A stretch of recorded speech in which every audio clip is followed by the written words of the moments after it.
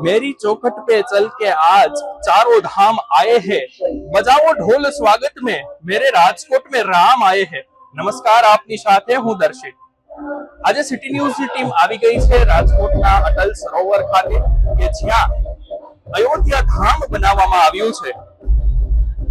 રાજકોટના અટલ સરોવર ખાતે સનાતન ધર્મ રક્ષક સમિતિ અને રોયલ રજવાડી ગ્રુપ દ્વારા ભગવાન શ્રી રામની કે જે અયોધ્યામાં બિરાજે છે તેની અદ્ભુત પ્રતિકૃતિ અહીં સ્થાપિત કરવામાં આવી છે અને એના દર્શન કરવા માટે આજે સિટી ન્યૂઝની ટીમ એના દ્વારે આવી ચૂકી છે। તો આપ સૌથી પહેલા પ્રભુ શ્રી રામના દર્શન કરો।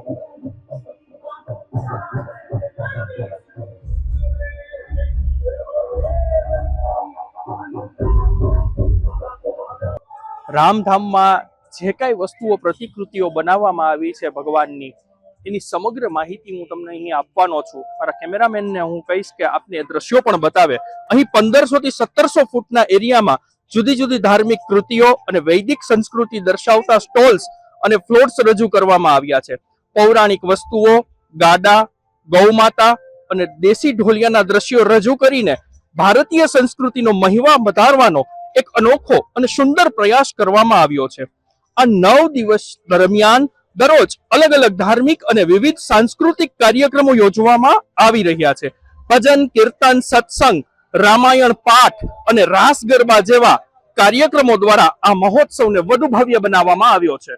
આ આયોજન પાછળનો જો મુખ્ય કોઈ ઉદ્દેશ્ય હોય તો યુવાનોમાં સનાતન ધર્મ પ્રત્યે એક શુભ સંદેશો આવે, જાગૃતિ આવે, એ જ મુખ્ય ઉદ્દેશ્ય છે અને આ સમગ્ર આયોજન કરવામાં આવ્યું છે।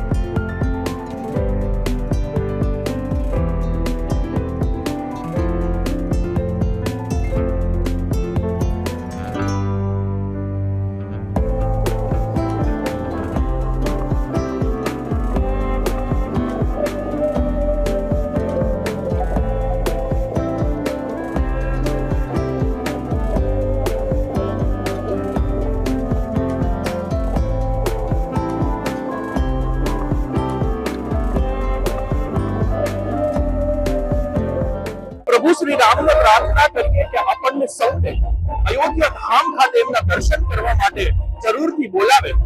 પરંતુ એ કહેતા મને આનંદ થાય છે કે આજે પ્રભુ શ્રી રામ સાક્ષાત 9 દિવસ સુધી આપણને સૌને દર્શન આપવા માટે રાજકોટ ખાતે પધાર્યા છે। ત્યારે આપ સૌ ધર્મપ્રેમી જનતાને સિટી ન્યૂઝના માધ્યમથી અમે એક આહવાન કરીએ છીએ, એક વિનંતી કરીએ છીએ કે આપ જરૂર આપનો કિંમતી સમય કાઢી અને પ્રભુ શ્રી રામ જે અહીં બિરાજે છે તેના દર્શન કરવાને કાજ જરૂર ને જરૂર પધારજો। આભાર, નમસ્કાર।